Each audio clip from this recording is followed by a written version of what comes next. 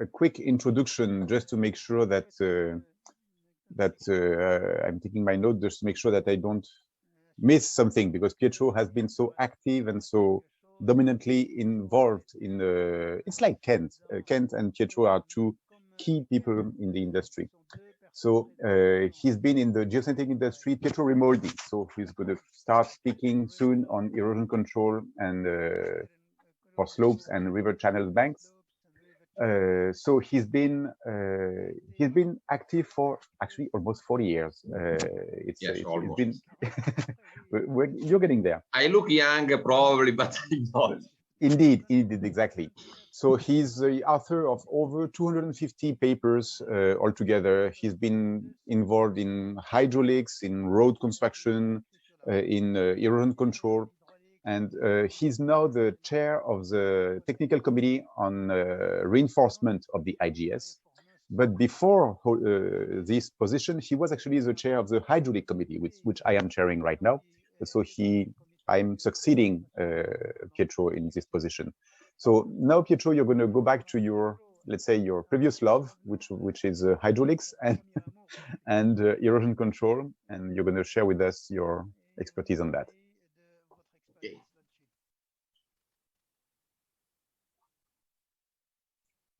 And we hear you very well. You can see the my screen. Yes, everything is perfect. Thank you. So thank you, Eric, for the introduction. Since we are late, I go straight to my presentation. Good morning, good afternoon, good evening, ladies and gentlemen that are online. So the title of my presentation is Overview of Geosynthetic Products for Erosion Control on Slopes and on River Channel Banks. This. So first, the erosion of slopes. First talk about erosion of slopes and later about erosion of river and channel banks. So erosion of slopes is a natural process caused by the forces of water and wind. It is influenced by a number of factors. Somebody is Paolo Di Pietro. You have taken my screen. Close the. L'écran, s'il vous plaît. Reprenez l'écran. Non, l'écran, s'il vous plaît. Je dois remettre l'écran. That's it. Hello. Voilà. Donc, je disais... Non, voilà. Elle est influencée par un nombre de facteurs tels que le type de sol, la végétation, le landscape, et elle peut être accélérée par des activités qui peuvent se passer dans une aire d'installation. La religion produit ce qu'on cause des dommages importants aux structures et à l'environnement. Geosynthetics for Control Design est efficiente pour limiter ces érosions. Je parle maintenant de quelques produits synthétiques pour arrêter l'érosion. Faites des synthétiques, des filaments de synthétiques qui sont incorporés et qui sont assez poreux. Les biomasses peuvent protéger la résistance. En plus, elle peut aussi augmenter son volume avec son système racinaire. Il peut être utilisé dans l'érosion des protections sur les pentes causées par l'impact de la pluie.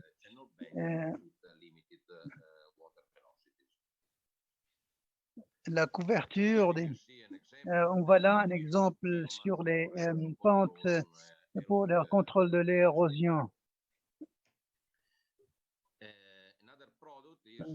Un autre produit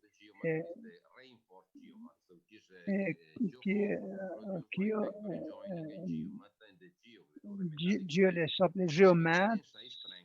Ce sont des jeux composites produits par Geomat et des jeux Grido Metallic Mesh qui ont une force tensile de 50 jusqu'à 300 kg N sur M. Elles peuvent être utilisées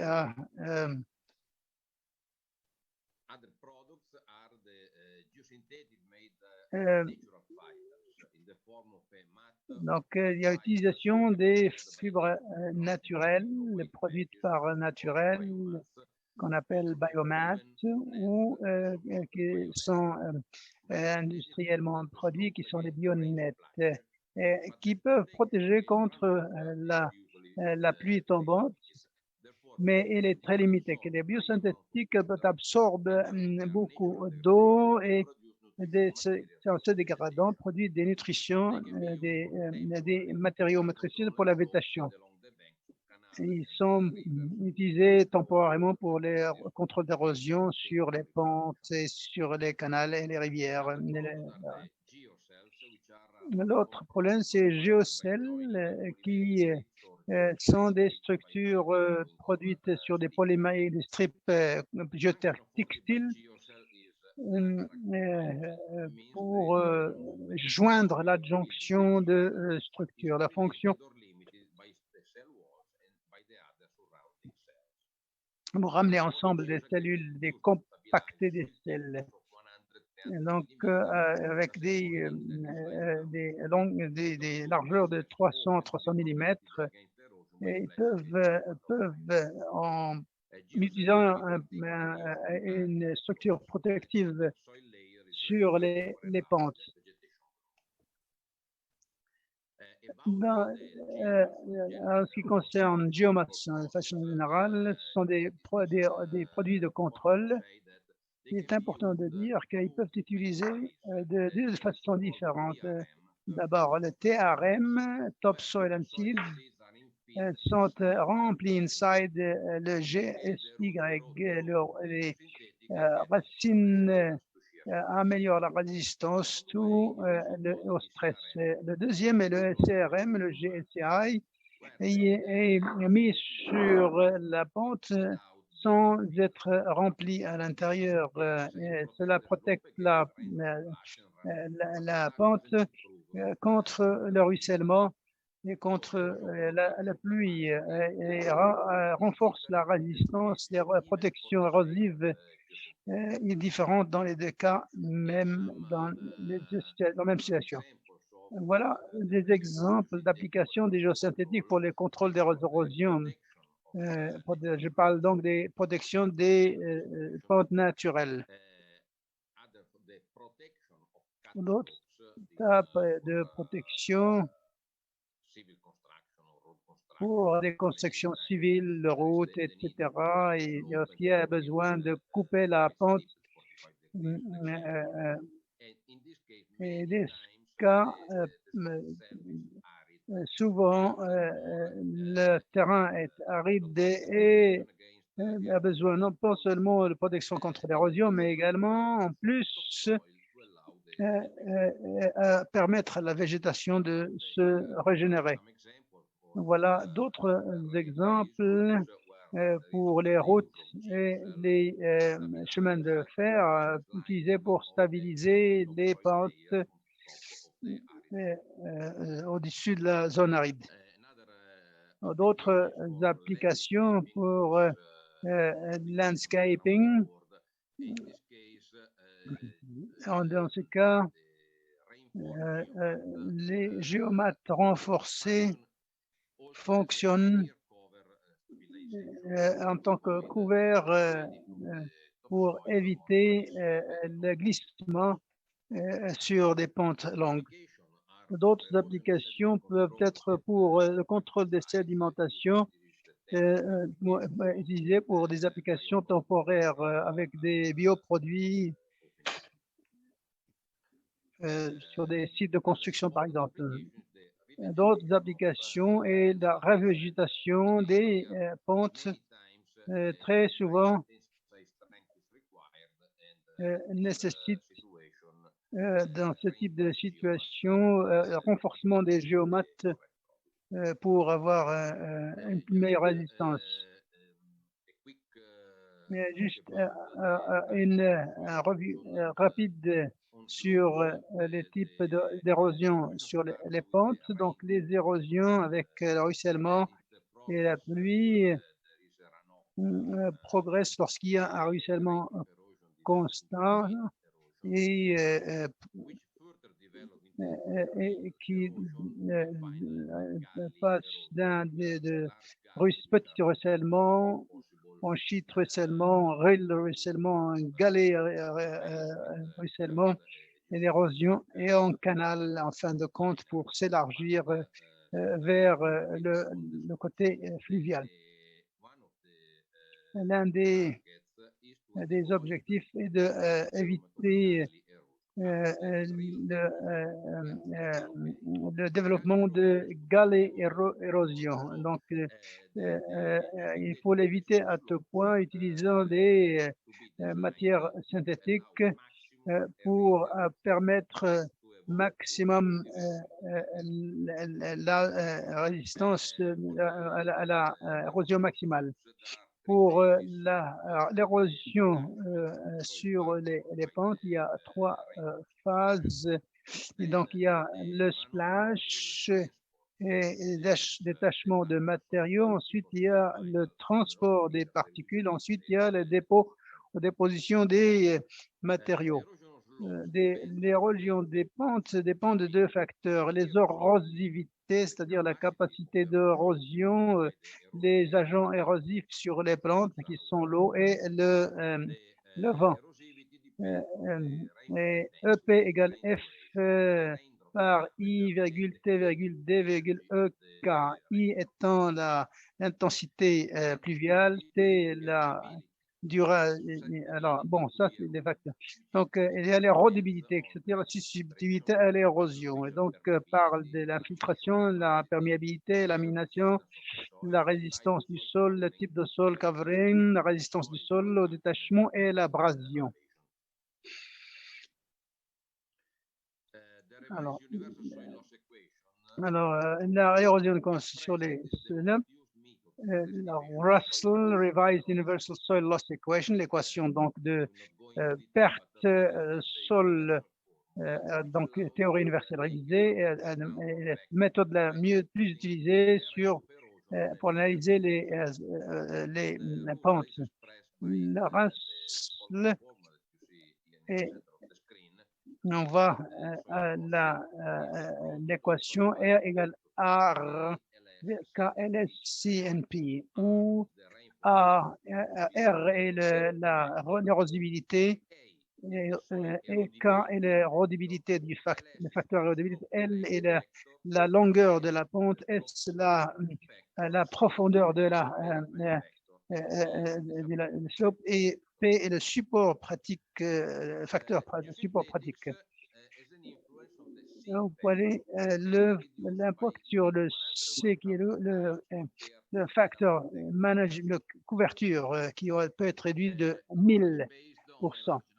Russell, basé sur un nombre de mesures de classification de corrélation, réfère au cas réel de situations recréées au laboratoire avec des simulateurs de ruissellement sur un plot standard.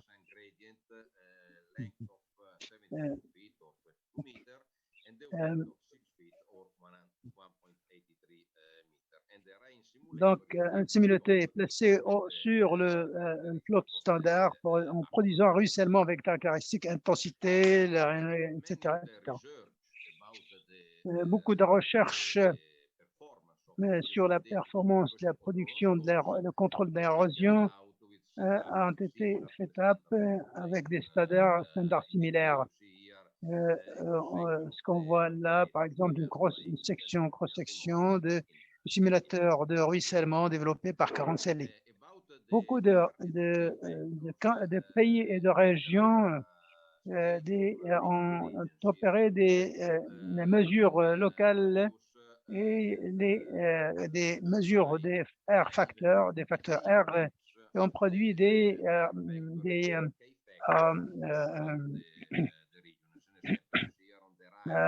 les mapping, hein, une cartographie du facteur R. Par exemple, ISO R dans map de Californie avec des valeurs R aux États-Unis.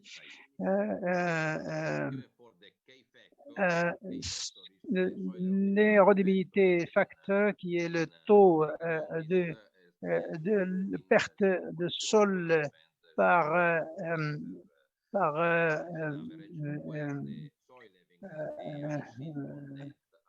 illusion, est un index sur le parcelle standard. Donc, les agences normalement produisent des cartes, et voici par exemple la carte pour l'Europe, et on voit l'érosion avec ces degrés. Donc la pente, la profondeur, le facteur profondeur de la pente, et peut être computé de cette manière où LS égale lambda sur C facteur de M sur 0,006 plus, etc. De toute façon, le plus important facteur pour nous, c'est le taux de perte de sol,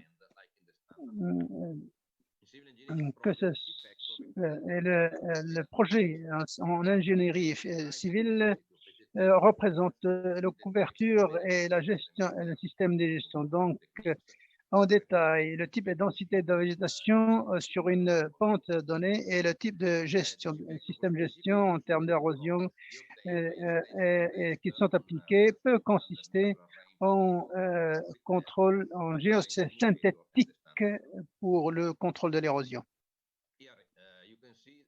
On voit là des indicateurs dérivés des standards ISO-TR 1822-8-8 qui est publié par ISO. Pour donner un exemple, donc pour parler de sol nu qui prend une valeur typique de 1 pour ce qui est de la protection, Geomat ou d'autres éléments réduisent ce facteur jusqu'à moins de 1. Il y a donc des procédures pour la mise au point de ce géosynthétique pour le contrôle d'érosion. Et dans tous les cas, on peut trouver cette norme ISO 188-8 où on trouvera d'autres exemples pour les sites de construction grâce à une valeur que nous avons sur un site de construction avec un embankment, parking area, building areas, etc. Et donc, avec un total de perte sol de 49,64 ou bien voilà le total perte du sol. Si vous couvrez simplement les pentes Geomat avec 0,0003, le perte en sol peut être réduit jusqu'à 0,63 et donc c'est 1 sur 7 sur les 5 mois de la période de construction. Pour vous donner une idée sur l'efficacité de ce système de protection des pentes. Maintenant, passons au contrôle d'érosion des canaux après des catastrophes. 30%, à peu près 30% des catastrophes naturelles consistent de des phénomènes d'eau. Donc, les rivières et les canaux doivent être gérés pour contrôler ce type de risque. La région, l'érosion sur les rives est produite par les stress appuyés à part le passage de l'eau. Et s'il n'est pas adressé, s'il n'est pas attaqué de manière efficace, il peut affecter les activités humaines.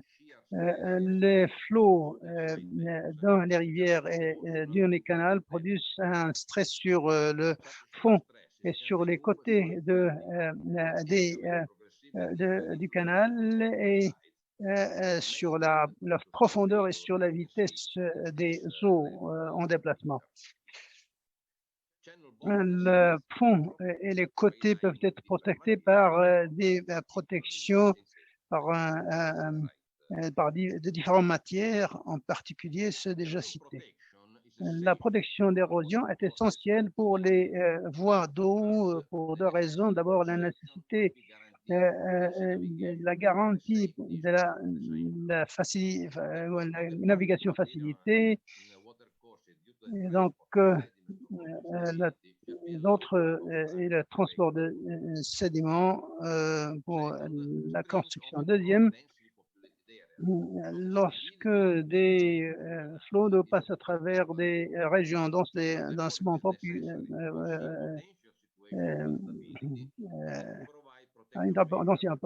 pollution, des protections doivent être implémentées pour protéger la population.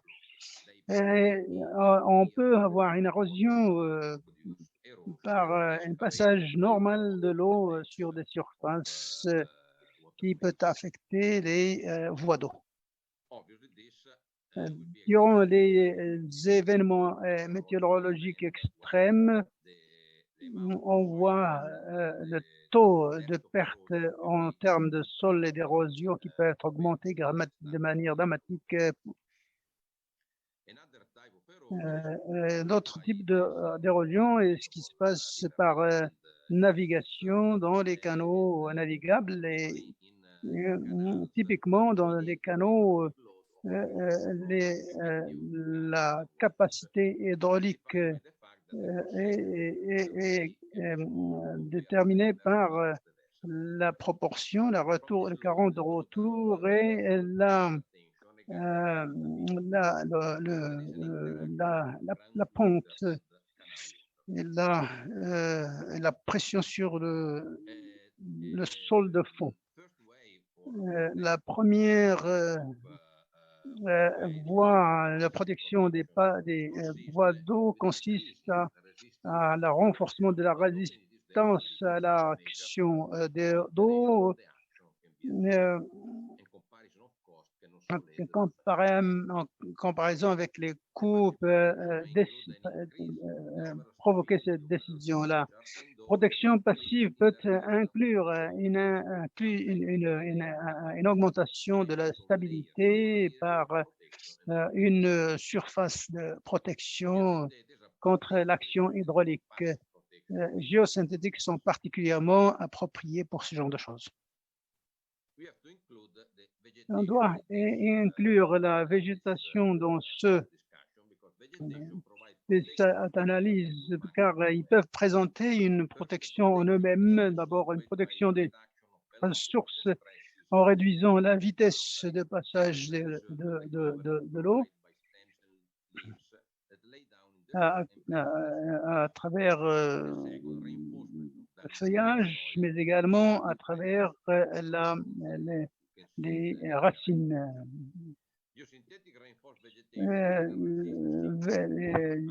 La végétation renforcée par les systèmes géosynthétiques peut être de manière significative, beaucoup plus résistant. Une vue rapide sur les géosynthétiques et le contrôle des résistances au niveau des rivières. L'exemple de l'utilisation de géomates pour contrôle de l'érosion sur des canaux où ils peuvent être alignés de géomètres à travers, ou bien ils peuvent être implantés par de la végétation qui peut fonctionner de la manière. Les géomètres renforcés, c'est dans des géocomposites. D'autres géomètres géosynthétiques sont les géomètres préfabriqués produits par le remplissage des géomètres dans des usines avec du gravat, du sable et du bitume pour augmenter la stabilité et le poids du géosynthétique. Les cellules géosynthétiques peuvent être également utilisées en joignant des strips des polymériques qui peuvent être utilisés pour stabiliser un sol de 100 à 300 mm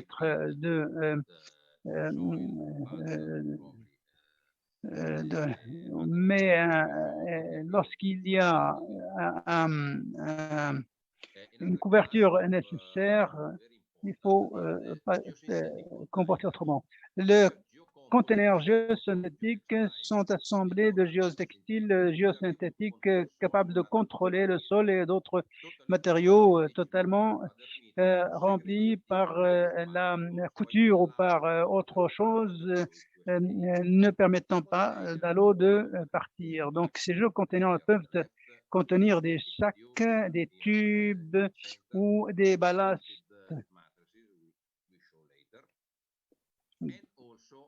Également, on peut également avoir des produits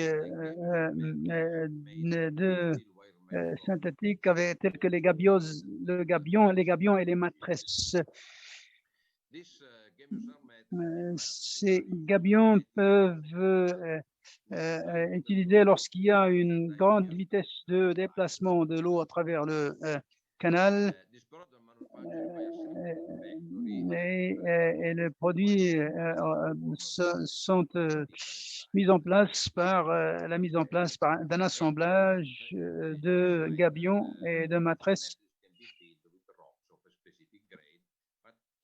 remplis au niveau requis, même ou avec des roches.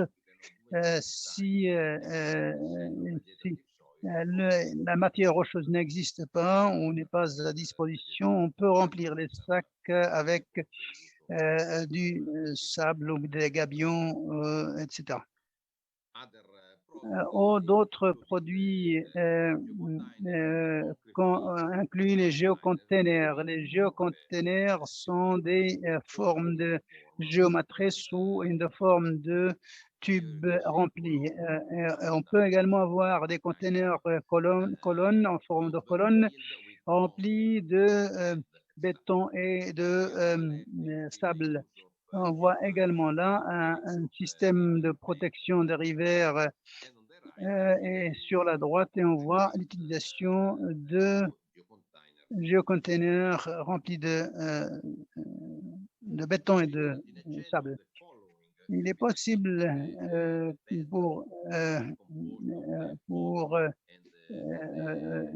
on distingue le fond et les parties supérieures des accotements du canal ou de la rivière. Et ensuite, on a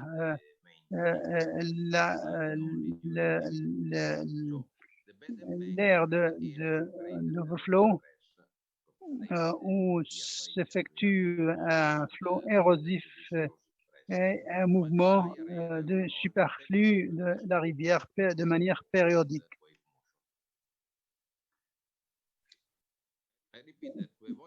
Pour éviter l'érosion, il est nécessaire de s'assurer que la résistance adéquate est générée par le courant d'eau sur le côté du canal. Donc, la combinaison de végétation et de synthétique peut donner la meilleure des résistances à ce phénomène. une résistance supérieure encore des géocontainers avec la stabilité nécessaire due à son poids. Les géocontainers ont un bénéfice, un avantage supplémentaire. Tous les revêtements, les géotextiles nécessitent des filters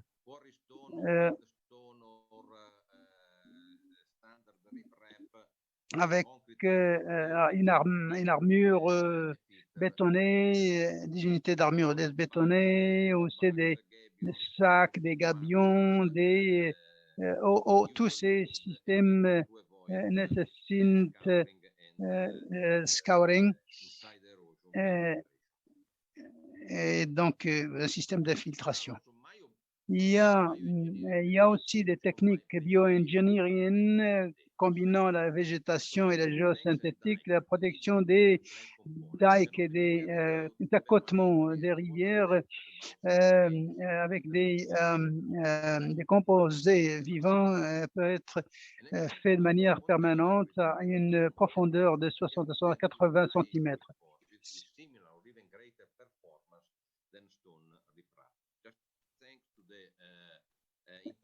Grâce à l'interaction entre les géosynthétiques, les contenus géosynthétiques et le composé naturel, il y a une meilleure adhésion et stabilité. Une protection effective, trop de protection effective peut être obtenue par le renforcement des pentes, par un recouvrement intégré par les insertions de coupures végétales. Donc, les éléments géogrides, géotextiles, style mesh, les polymèques, etc., sont couverts et assurent une protection de l'érosion, alors que les racines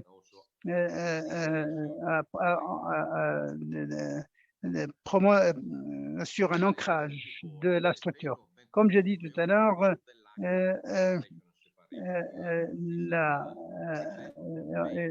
on peut avoir un système de non-réussite parce qu'il y a des mouvements d'érosion ou de pipage des particules de sol en dessous des structures. Si vous réduisez le filtrage sous la rivière du textile appliqué, ces phénomènes peuvent être évités.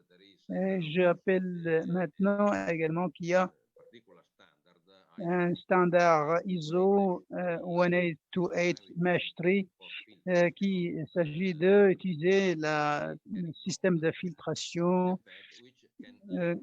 qui peut rendre le système plus efficace.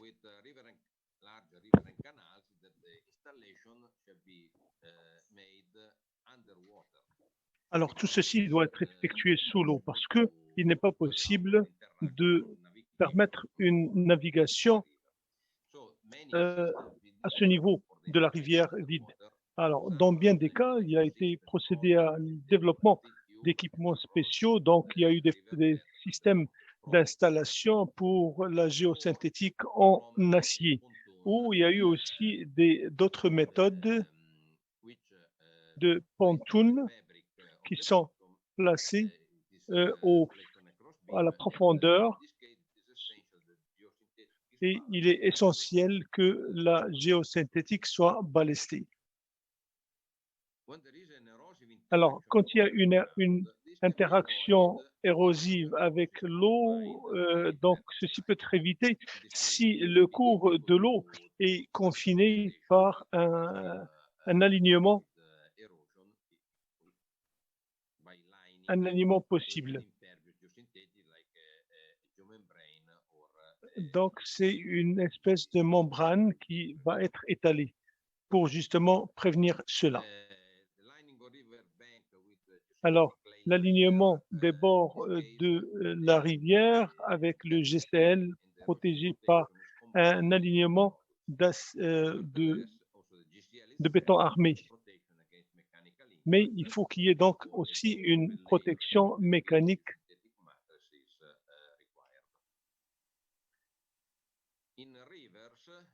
Dans les rivières, il y a aussi une possibilité de réduire les forces érosives des bords causées et générées par un flux d'eau en installant des structures sur la rivière de manière longitudinale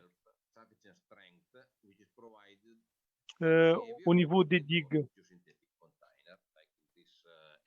Donc, on peut, comme c'est dans cet exemple, on peut utiliser les géobags et des géoconteneurs pour les digues et au niveau des N.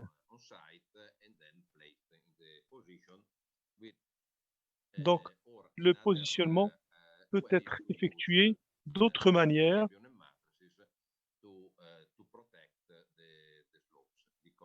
afin de protéger ces pentes. Si l'on ne peut pas influer sur le flux des eaux, donc on peut improviser quelque chose pour justement un peu endiguer l'effet.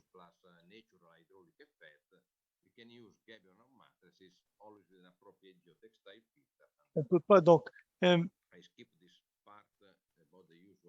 Bon, je vais sauter cette partie parce qu'il semble que nous n'avons pas suffisamment de temps, mais je vais juste maintenant rajouter que dans les, pas uniquement sur les bords, mais sur les côtés aussi des rivières, donc il y a des éléments qui doivent être ramenés et dont il faut tenir compte. Dans d'autres situations, donc quand il y a un flux turbulent, il y a toujours un risque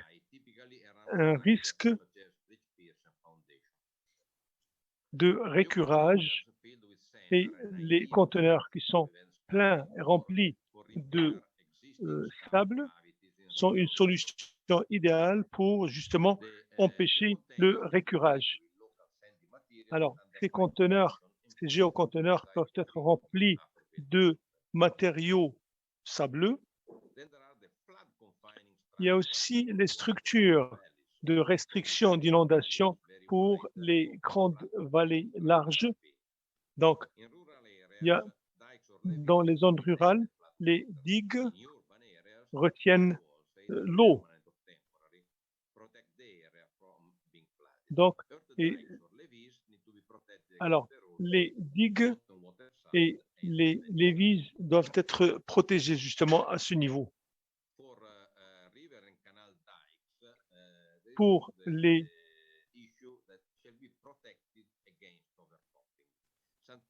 alors, parfois, il y a lieu que ces digues soient conçues pour justement qu'ils soient pas dépassées. Alors, si l'on dépasse la conception, il y a possibilité donc d'assurer une protection contre le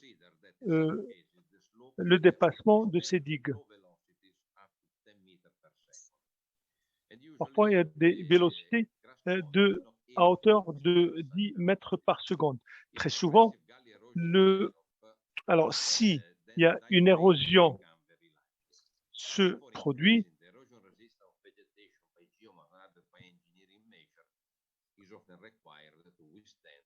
si par exemple une érosion se développe au niveau de la ravine, alors il y a des effets qui s'en suivent. Et autre manière, c'est le renforcement aussi de la structure de digue avec un conteneur géosynthétique. Au Japon, par exemple, il y a un système qui a été mis au point avec des géobags qui renforcent la capacité pour habiliter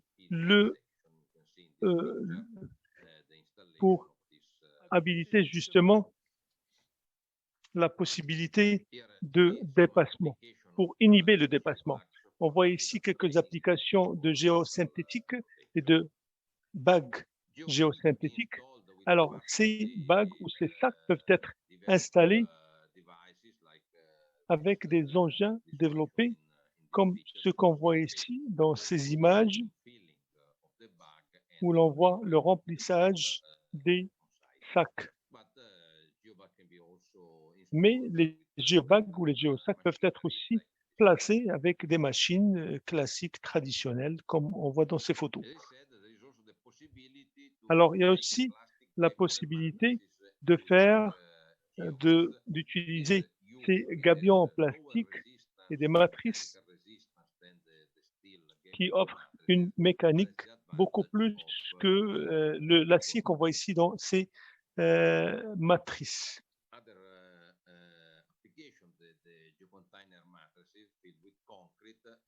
Donc, ces matelas peuvent se faire avec du béton armé avec une petite structure ouverte qui donne la possibilité à la végétation de se développer. Alors ici, nous avons quelques exemples de ces matelas et de ces gabions.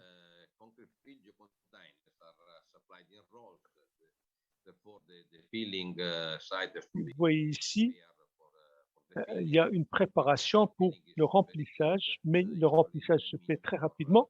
Ça prend parfois que 10 minutes pour chaque unité. Et puis, soit un géotextile,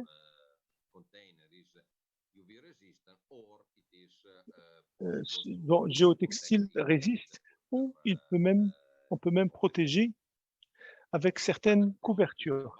Alors, un autre produit, c'est le filtrage ballasted. Alors, c'est un filtrage lesté des matelas de filtrage lesté. Et on a un renforcement ici avec Geomat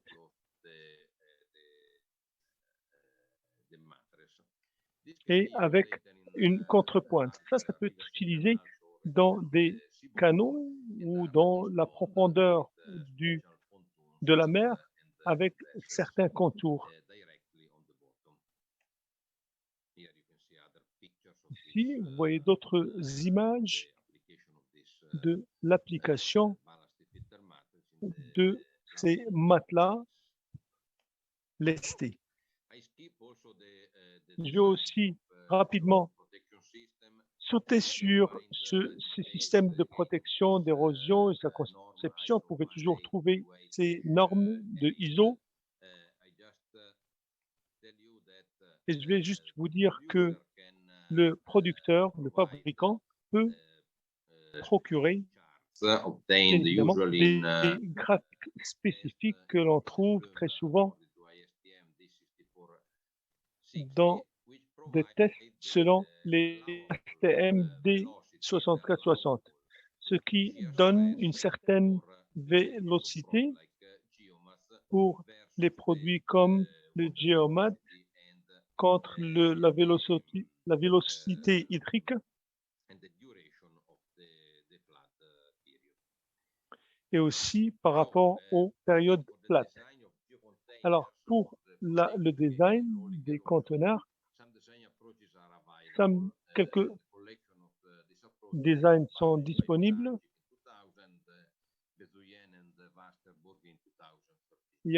Ça a été publié par Pilarosic et Bezuen. Alors, pour les géoconteneurs, il y a des systèmes d'ingénierie naturaliste qui tiennent compte des projections de conditions hydrauliques prévues dans les décennies à venir en vertu, bien évidemment, des changements climatiques que nous connaissons. Par conséquent, il s'agit de voir l'évaluation des résistances pour les conditions amplifiées d'un taux de flux donné. Alors, Sur la base de 40 ans d'expérience positive, la géosynthétique constitue aujourd'hui une des projets hydrauliques acceptés de manière large, même dans les barrages, dans les canaux. Les composantes de la géosynthétique, système géométrique sélectionné pour usage dans une structure hydraulique sont très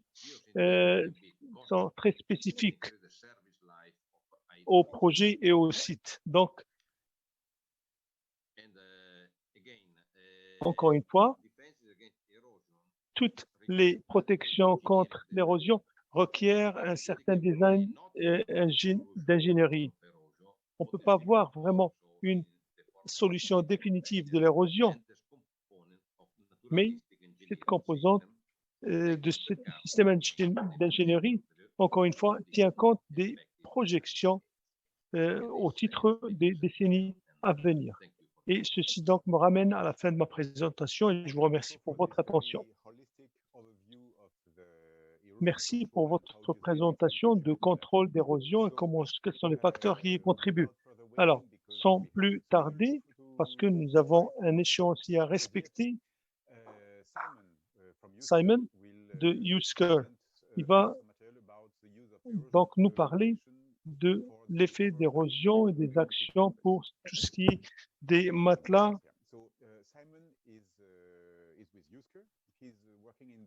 De dépassement. Donc, il travaille il est à Usker, il travaille déjà depuis 2017 et il a été impliqué dans toutes les applications hydriques et autres. Donc, il a été ici avec nous, impliqué dans la recherche pendant un certain temps avant de se joindre à Usker. Simon, si vous pouvez prendre la parole, allez-y. Merci pour votre présentation. J'espère que tout le monde voit la présentation, arrive à me comprendre clairement. Bien. Alors, je vais commencer. Je vais essayer en quelques minutes de vous assurer une présentation sur la protection d'érosion à travers des solutions de dépassement. Alors, voilà ce que je vais vous dire. Je vais vous montrer quels sont les matelas en matière de béton armé et quelle est la conception, le design, quels sont les bienfaits, suivi d'installation de ces matelas de béton armé et quelques études de cas et je vais devoir, chemin faisant, dépasser peut-être certaines diapos. Et je vais voir donc s'il y a quelques études de cas que vous avez de votre côté qui peuvent toujours aider. Vous pouvez me contacter par email. Voilà, les matelas en béton armé consistent en fait de deux composantes basiques.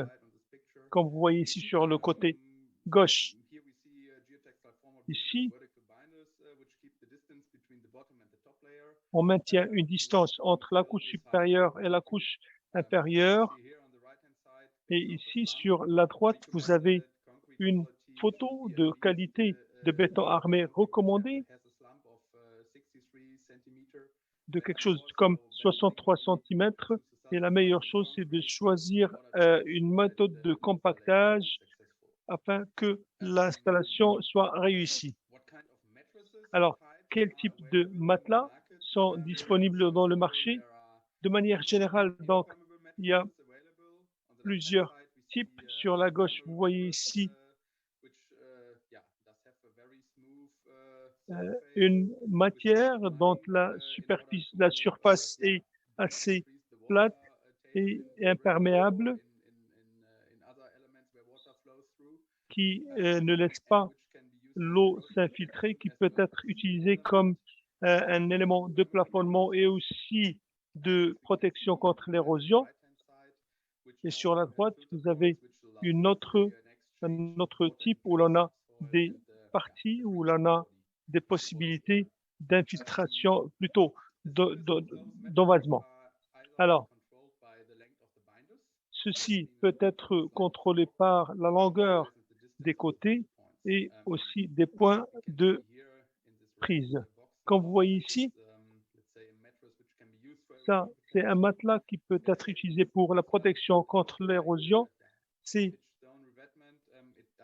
comme un revêtement avec une structure où l'on a de gros poids Et ceci peut être, donc il y a possibilité d'évacuation après un certain temps.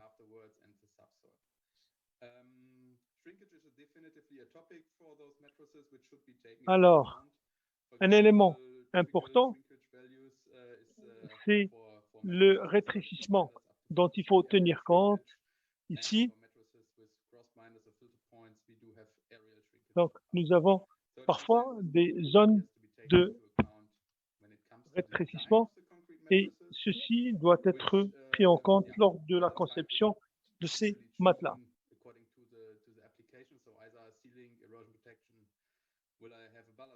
Donc, type d'application, il y a en un premier temps, il y a le scellage et puis il y a la protection de l'érosion et puis il y a la couche la première couche donc de ballast et puis il y a la protection mécanique.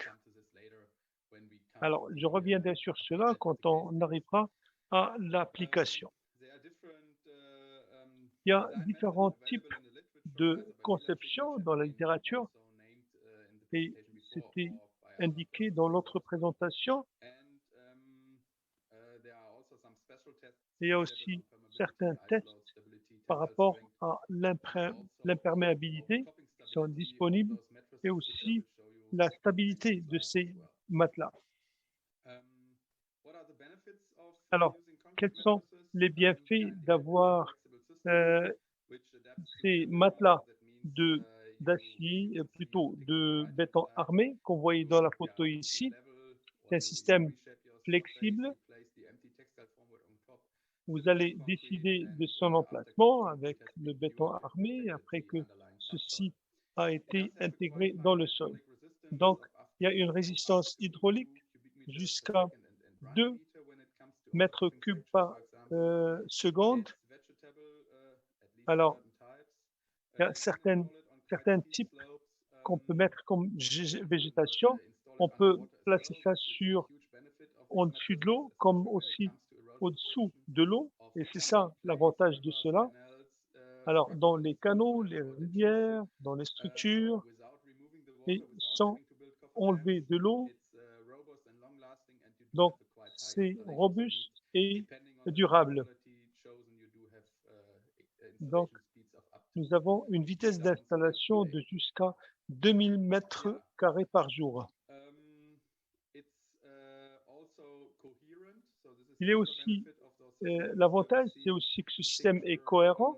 On voit ici une photo d'un revêtement qui a échoué et sur la droite, on voit des fissures dans le matelas de béton armé. Et ça, on l'appelle ball and socket joint. Des articulations ball and jetter. Donc, par ailleurs, on ne voit pas sur le côté gauche ces fissures. Alors, par rapport à la protection d'érosion, pour les structures de dépassement, il y a aussi différents types de revêtements et on voit ici différents types ici, comme l'inclinaison de pente. On voit ici les autres structures comme les matrices de béton armé et on voit aussi les photos où l'on a eu des tests pour tester justement la capacité de dépassement de tels matelas jusqu'à 2,5 mètres, 2 mètres cubes. Donc, on n'a pas été capable donc d'annihiler ce matelas. Alors, la dernière photo ici de l'introduction, avant qu'on arrive à l'étude de cas, c'est le suivi d'installation de matelas en béton armé. On voit ici comment ça doit être fait et on voit comment est-ce que le sol doit être préparé et nivelé et comment est-ce que la matière est étalée ici avec des de l'acier, comme vous voyez dans l'image. Et après avoir placé des revêtements ici, ceci est lié à d'autres pompes.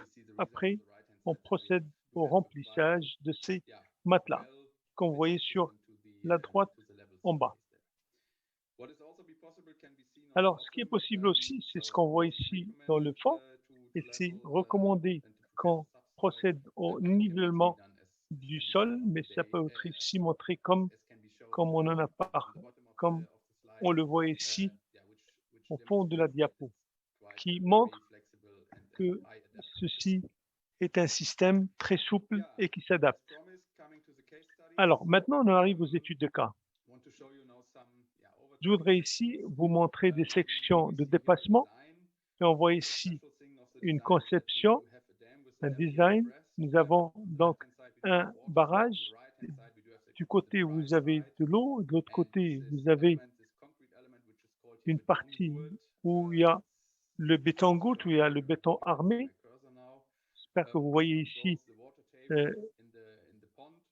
l'indicateur. Et de ce côté gauche du barrage, quand il y a un dépassement, l'eau peut couler dans l'autre côté. Et ce matelas de béton qui est placé ici et en bas de ce parcours arrête l'érosion.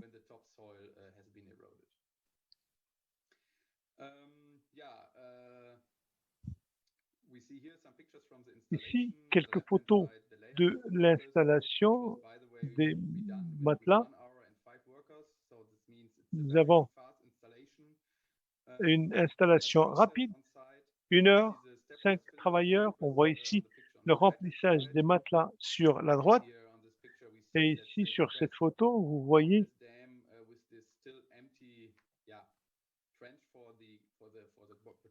ici la crête du barrage qui est en train d'être traitée.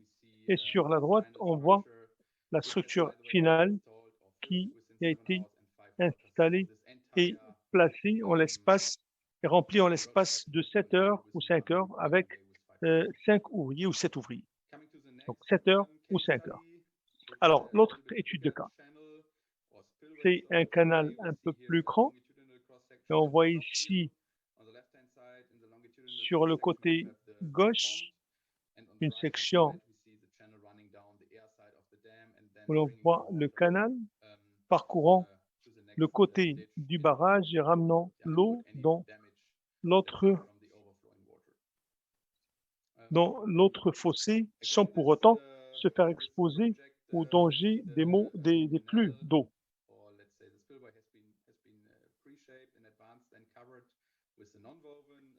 Alors, ici, ceci doit être installé dans une structure de béton armé pour rendre possible une meilleure protection. Ici, on voit le résultat.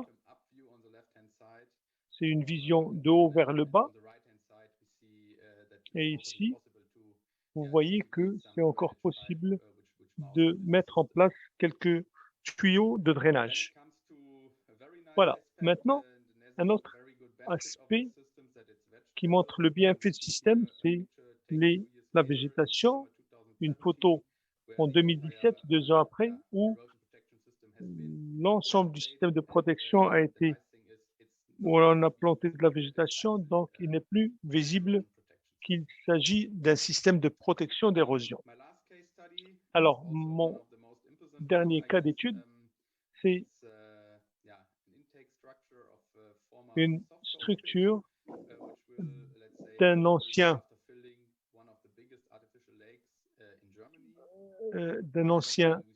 fossé de carbone en Allemagne, ou une fosse à charbon plutôt.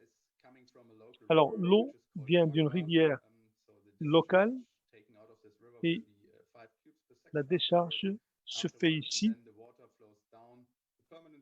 et l'eau coule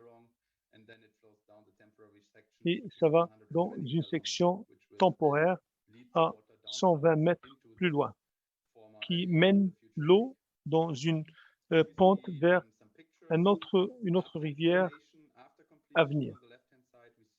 Alors, à la fin, on voit ici une photo prise par un drone et on voit la performance de ce matelas qui a été installé sur une pente assez descendante. Et vous voyez une photo d'inauguration en 2018 et je termine sur une photo lors du remplissage après 1h30 de la réalisation du structure. On voit encore que c'est opérationnel entièrement et vous voyez que l'eau coule en pente ici sur ce matelas sans pour autant nuire le matelas. Donc merci beaucoup pour votre attention et j'attends vos questions. Donc c'est maintenant 6 heures du soir en Europe et nous avons encore 3 représentants qui doivent se présenter, ils sont un petit peu en retard. Toutes les questions doivent être adressées par écrit à titre individuel ou s'il y a quelque chose d'autre qui doit être répondu, auquel nous allons devoir répondre, on peut récupérer ces questions et les faire parvenir autrement. Alors, l'autre orateur, c'est Will Cofford de Concrete Canvas. Et Will, c'est le directeur et cofondateur de Pit Canvas. Et c'est là, je pense que c'est la technologie la plus récente développée pour ce type d'application. Je peux avoir tort, hein. Mais en tout cas, c'est une technique novatrice, moderne. Will, si vous pouvez nous présenter votre technologie, où maintenant je pense que vous opérez dans 80 pays. Merci beaucoup.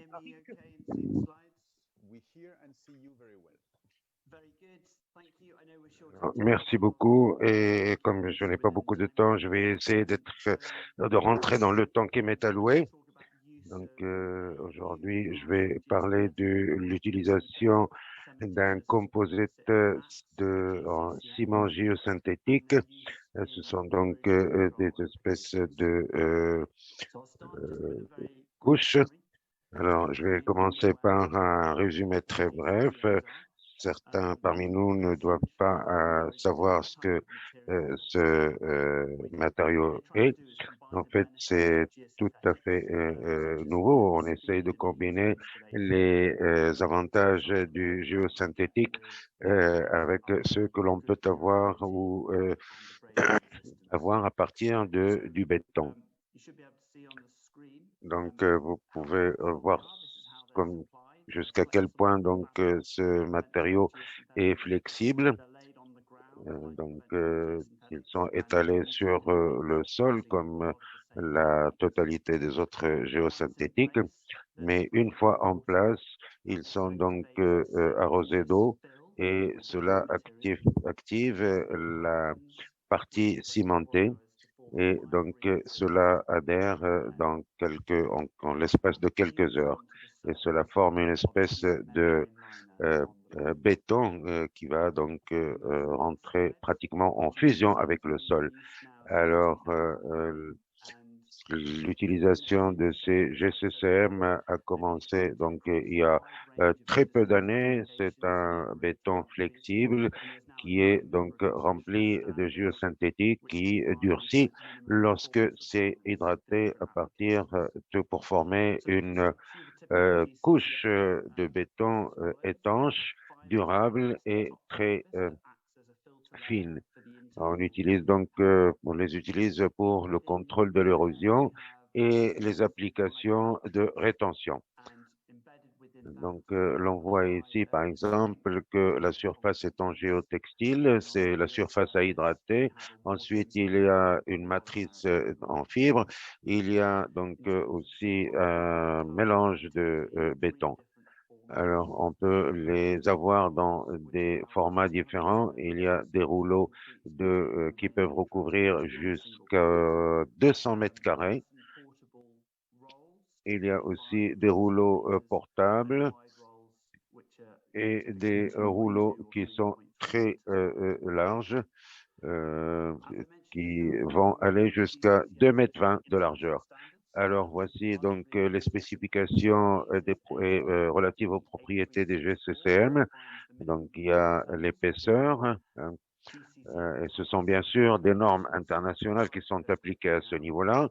Il y a les types 1, par exemple. Donc, le type 1, c'est une épaisseur de 5 mm et il est utilisé pour des applications, donc la protection des pentes et des surfaces qui ne sont pas censées être exposées au ruissellement.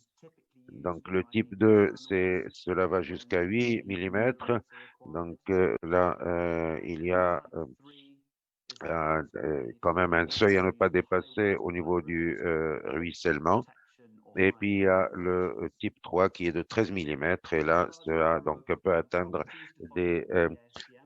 peut être étalé sur des surfaces donc, exposées à des hauts débits.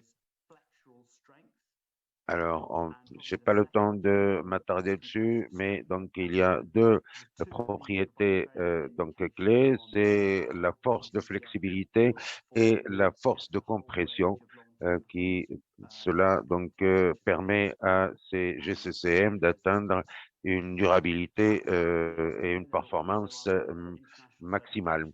Alors, il y a la certification BB1 qui donc concerne la durabilité et qui va de 50 à 120 années. Alors, par rapport donc au recouvrement des canaux, eh bien, il y a donc l'efficacité en termes de recouvrement rapide des canaux en terre, des fossés, des canaux d'évacuation et des canaux de ruissellement. Alors, il y a d'un autre côté la protection des pentes, c'est là où le GCM sont utilisés pour donc protéger donc des pentes, donc la face de pente qui sont très fortifiées pour donc minimiser les éboulements. Les GCCM sont utilisés donc pour recouvrer les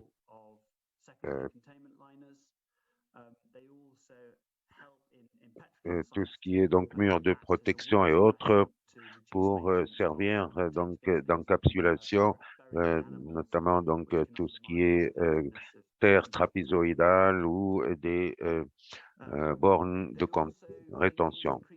Ils ont été utilisés aussi pour remédier à tous les dommages que peut subir donc une structure en béton, par exemple pour réinstaller les avantages existants, notamment par la réparation des fissures ou des lapidations du béton armé donc ou précontraint qui a été endommagé lors de l'installation. Alors, évidemment, il y a avec ce nouveau matériau, il y a d'autres applications. Nous sommes juste en train de les découvrir parce que ça a l'air d'avoir un potentiel formidable. Alors, maintenant, je vais passer à des cas d'études et le premier projet est de revêtir un canal donc hydraulique au Canada. Voilà, je vais passer directement là. C'est un canal qui donc pour évacuer donc tout ce qui est boue évacué des mines. Et bien sûr, le site est très austère. C'est une région enclavée avec bien sûr un paysage très accidenté. Et l'on voit donc que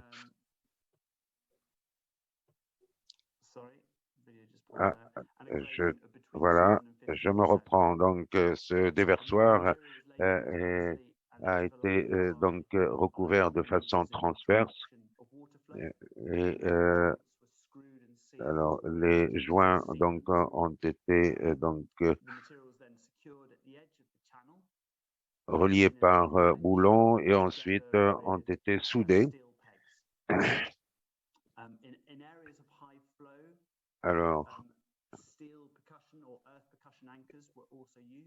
Alors, on a utilisé aussi donc des protections en acier.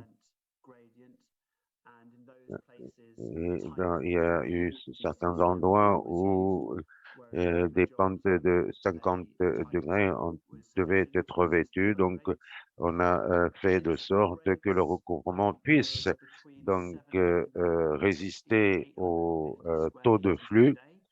On a pu donc installer quelque chose jusqu'à 150 mètres carrés par jour, mais comme je l'ai dit, c'est surtout dû donc à la nature du terrain extrêmement accidenté.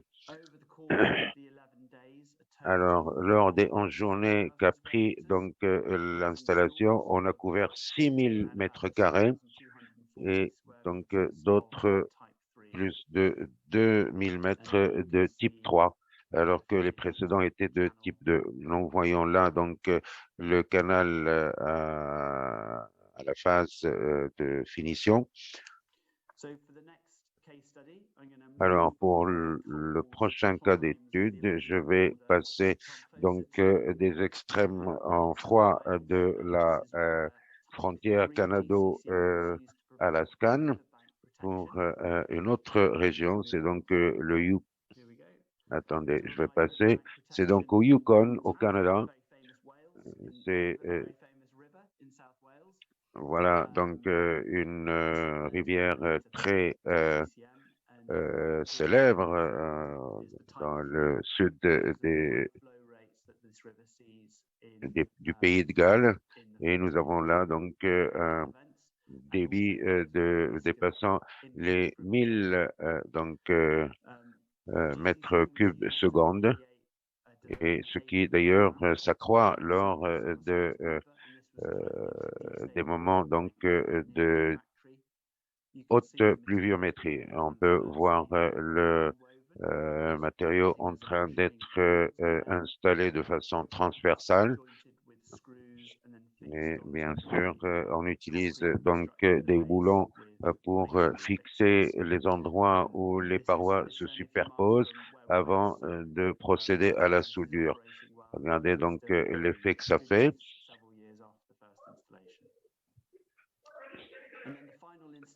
Et la dernière installation, donc on est passé du Canada au Royaume-Uni, et là on est donc en Afrique du Nord, en Égypte. Voilà, on est en train de revêtir un canal. Alors, ce canal avait quelque chose comme 75% de taux de déperdition. Les anciennes installations avaient souffert d'érosion extrême, et on a fait donc des essais sur 50 mètres. Et pour ce projet, le matériau utilisé était celui de type 2.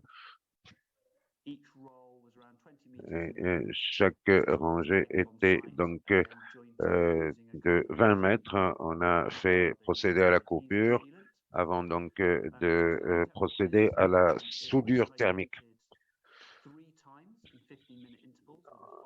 On a donc procédé à l'hydratation avec des intervalles de 15 minutes, et l'essai de 400 mètres carrés a été donc entrepris par une équipe de 10 personnes.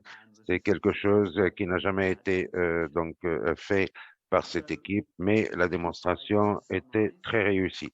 Alors, pour donc résumer, eh bien, l'utilisation des GCCM et GCCB sont utilisés pour le contrôle de l'érosion, mais aussi celui des perditions. Ils sont très importants et probants par rapport donc à la vitesse d'installation, la facilité d'installation, la durabilité. On peut par exemple, une palette peut constituer jusqu'à 200 mètres carrés, donc et puis cela peut bien sûr résister à la maintenance, et ils sont donc très efficaces environnementalement parlant, puisqu'ils ont un taux de CO2 qui est très bas.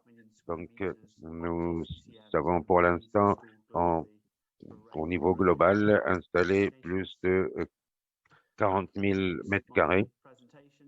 Voilà, c'est la conclusion de ma présentation. J'espère que je n'ai pas dépassé le temps qui m'est alloué. Je vous remercie, Will. C'est une présentation très intéressante. Donc, nous sommes arrivés à la fin des 4 heures que nous avions réservées à ces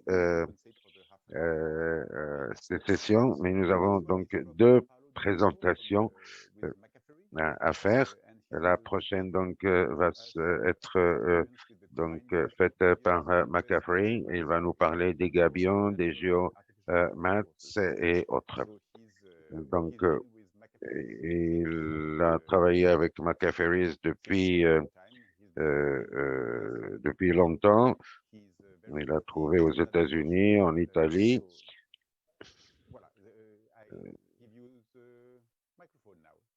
Donc, je vous remets la parole. We see you very well. We hear you. Oh, you see me? Can you Ah hear oui, me? est-ce que vous m'entendez? Vous me voyez? Oui, parfait, d'accord. Alors, je vais juste apporter. Est-ce que vous voyez ma présentation? Je vais juste essayer de m'installer et vous m'entendez. Bonjour tout le monde.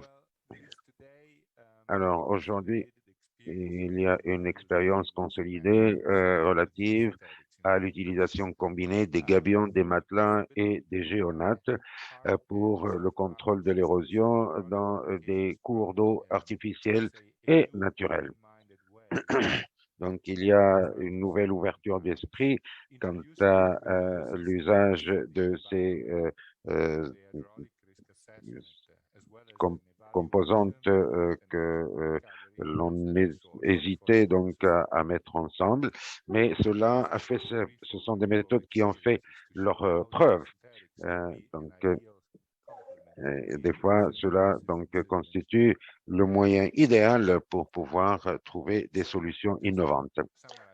Alors, pour résumer rapidement, je vais donc faire allusion à certaines façons d'ingénierie moderne des rivières, des solutions typiques pour le contrôle de l'érosion, des cas d'études à la rivière Ombron, Bahata, Wadi à Dubaï et Jabal Hafat, l'étang Jabal Hafat en Émirats Arabes Unis et autres expériences. Aussi, donc, le bioengineering principe. Alors, nous allons donc revenir sur les principes de l'ingénierie moderne et les leçons recueillies ou apprises. Alors, les nécessité hydraulique. Donc, il faut s'assurer qu'il y a une stabilité géotechnique et hydraulique, des principes d'ingénierie qui sont donc fiables et aussi donc des critères de conception sur l'évaluation des risques, aussi bien donc que l'impact de l'érosion sur l'environnement. Il y a un autre point très important que les ingénieurs hydrauliques ne doivent pas oublier, ce sont donc les prérequis environnementaux. Alors, la rivière est un environnement dynamique.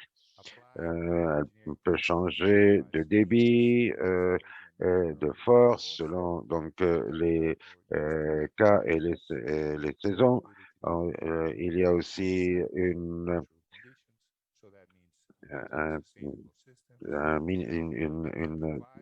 des problèmes minimes qui peuvent être introduits. Il y a les systèmes durables et il y a l'équilibre de l'écosystème. Tout cela doit être pris en considération dans les procédures de l'ingénierie moderne.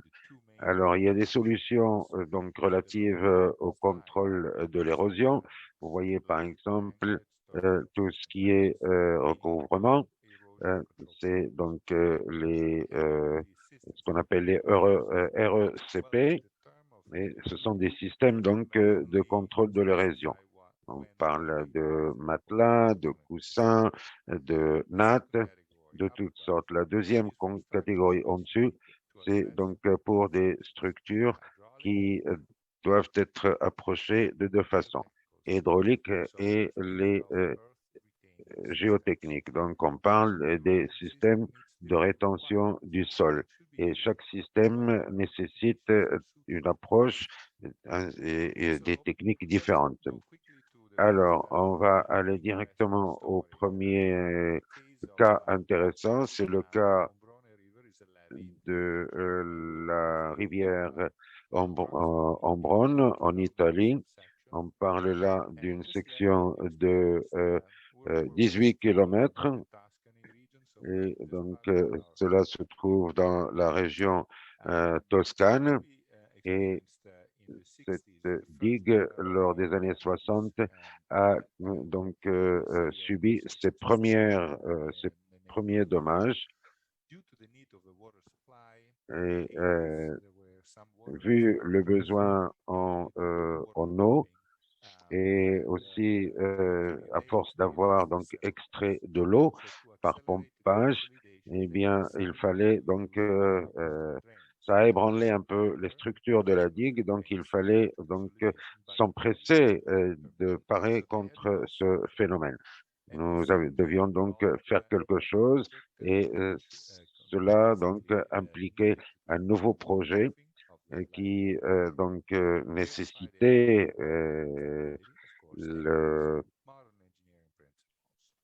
l'étanchéité de tout ce qui est de tous les bords de la digue, vérifier donc la stabilité géotechnique et hydraulique de la digue et utiliser des principes d'ingénierie moderne. On a aussi, bien sûr, recueilli les données du projet, les simulations d'inondation sous différents scénarios. Donc, le design de la décharge de 4000 à 5000 mètres cubes ou du débit de 4 à 5000 mètres cubes secondes.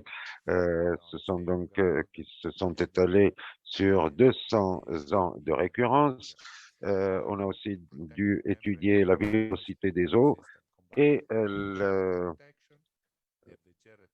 niveau d'eau jusqu'à échéance de 10 mètres. Et il a fallu aussi concevoir, par conséquent, des solutions adéquates à ce genre de situation.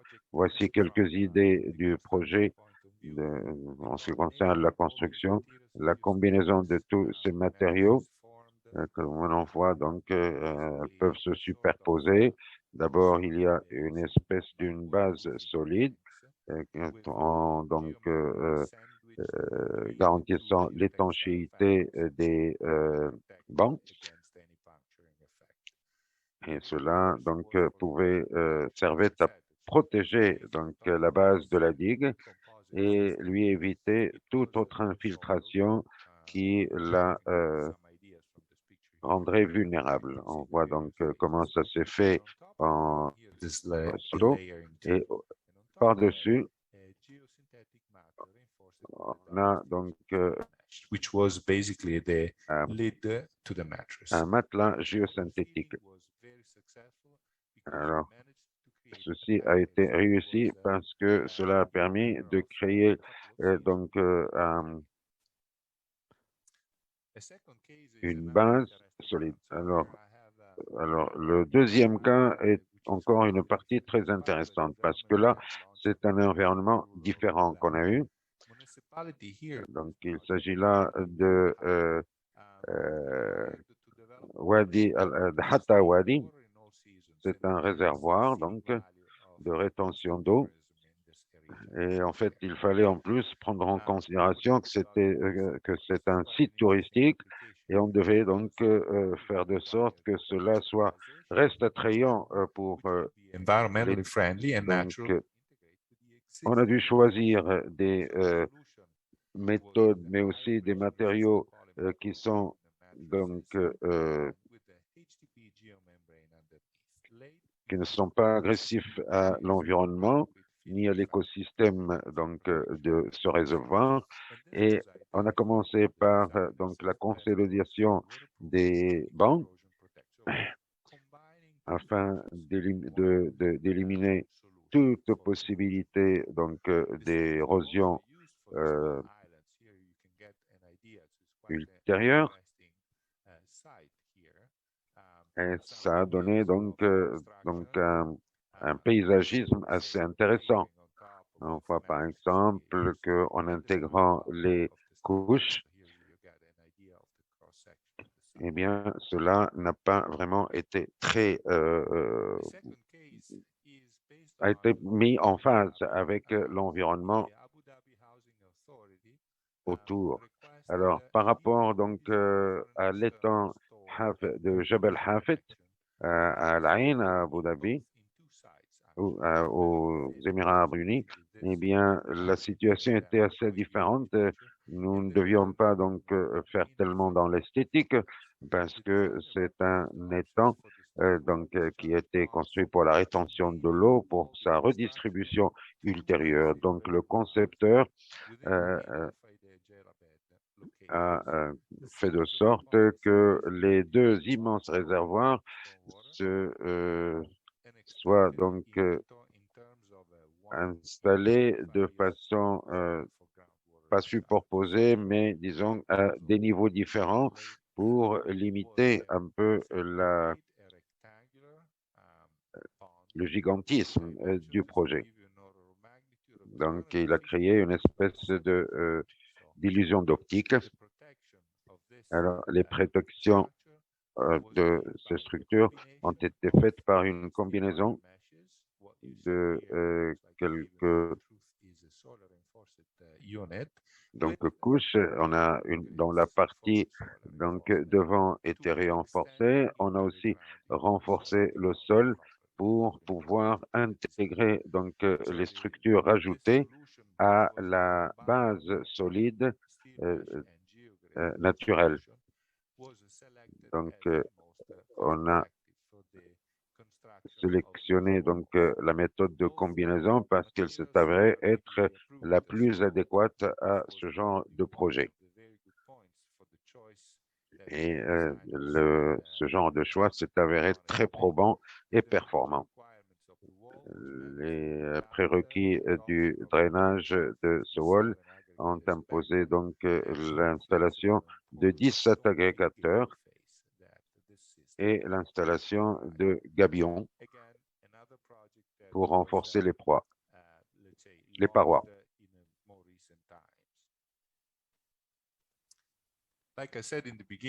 Alors, comme je l'ai dit auparavant, d'autres expériences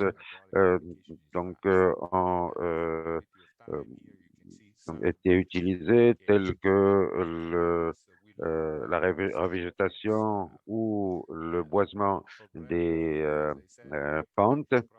On a vu ça dans différents pays. Cela permet bien sûr d'éviter soit d'éliminer, soit de mitiger l'effet d'envasement et de contrôler l'érosion. Ce qui a donc bien sûr servi à deux objectifs. D'un côté, donc, comme je l'ai dit auparavant, d'éviter ou de minimiser les risques d'envasement, mais aussi de maintenir ou d'étendre la durabilité et même ce que l'on peut considérer pour nos matelas dans le cas où les roches à utiliser ou les galets ne sont pas disponibles en quantité suffisante. Donc, la combinaison a permis d'avoir le même effet tout en minimisant les besoins en matériaux naturels. Ce qui, bien sûr, se répercute sur les coûts de réalisation en minimisant donc les déplacements et autres. Bien sûr, ces systèmes de revêtement sont très importants parce qu'ils protègent l'environnement, ils prolongent la durée de vie des projets tels que les canaux et autres. L'autre possibilité, lorsque le site ne permet pas ces revêtements, c'est l'utilisation de la pierre et des gabions. Et pour conclure, je dirais que les géosynthétiques combinés avec les gabions, les matelas de réno dans les cours d'eau, offrent une intégration naturelle avec l'environnement autour à des termes plus ou moins courts pour rétablir donc des conditions naturelles initiales. Une incorporation réussie des techniques de bioingénierie de sol est aussi possible et la protection contre l'intrusion des rongeurs à travers donc la structure des bancs dans les digues ou barrages peuvent causer une instabilité dangereuse. C'est ce qui fait que la combinaison de ces géosynthétiques qui n'offrent aucune attraction aux rongeurs est très importante puisque il n'y a rien pour ces créatures qui pourra les attirer là-dessus. Et donc, en plus, bien sûr, de la résistance et la force donc élevée de ces structures. Donc, que des avantages à tous les niveaux, ce qui donc met fin à mon intervention. Alors, donc, un autre type de géosynthétique qui pourrait être utilisé pour ces applications. Donc, cela mène notre seconde session à sa fin. Nous avions donc deux autres présentations, mais l'une parmi elles ne pourra pas être livrée. Donc, je vais voir avec les orateurs s'ils peuvent au moins nous fournir les transparents. Donc, restez à l'écoute sur LinkedIn ou un autre pour voir, comme ça on vous annoncera donc la disponibilité. Donc, je vais vous remercier, je voudrais remercier les interprètes.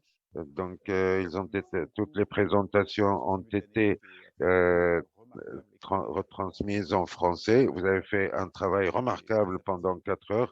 C'est très, très apprécié. Là, je traduis le français en français. Maintenant, si le docteur Kapai est là, est-ce qu'il est dans la salle? Nous souhaiterions donc clore et nous voudrions remercier le CID pour nous avoir été nos hôtes et le chapitre marocain de l'IGS pour donc avoir contribué à la réussite. Si le docteur n'est pas là, eh bien, nous allons donc procéder à la clôture. We are here. Yes, we are here, sir. I'm going to speak French. So we would like to extend our thanks to the International Committee of the Geosynthetics for their support and their contribution to this workshop. We also thank the ANAFID. Oh, sorry.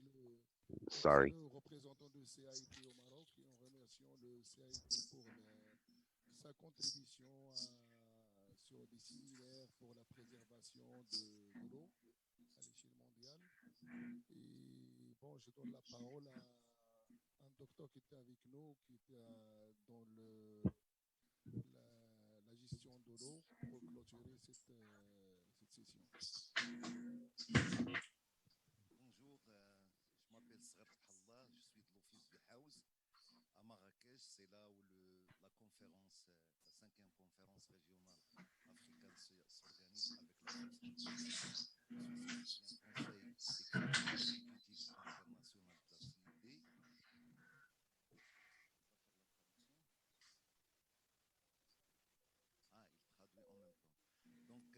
remercie donc tous les intervenants pour l'excellente présentation qu'ils nous ont fait aujourd'hui. Donc c'était très riche en marge de ce séminaire qui a eu lieu à Marrakech. On a donc suivi avec attention donc toutes les thématiques que vous avez présentées sur le gabion, sur la géomembrane, la géotextile. Nous sommes très contents de ce qu'on a vu aujourd'hui et on espère avoir c'est-à-dire le support de présentation pour suivre de plus près, c'est-à-dire ce que vous faites. C'est très intéressant. Ça nous intéresse aussi parce que nous, ici au Maroc, comme vous le savez, c'est un pays aride, semi-aride, et on a des canaux, des bassins, et on est en train de procéder à la reconversion de l'irrigation. Donc, la géomembrane, la géotextile, les gabions, tout ce qu'on a vu aujourd'hui, donc cet après-midi, serait donc bénéfique pour nous. Donc, je vous remercie beaucoup et je vous remercie pour votre patience et merci. Merci beaucoup. En tant que And I would like to end.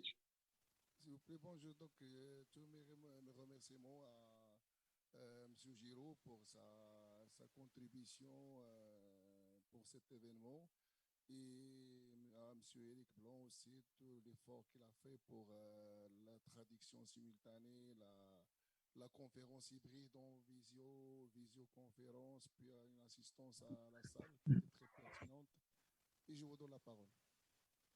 Oui, en tant qu'ancien président de la Société internationale des géosynthétiques, je tiens à vous féliciter pour avoir mené à bien cette coopération avec l'IGS et je tiens à vous remercier beaucoup pour votre accueil et pour votre organisation.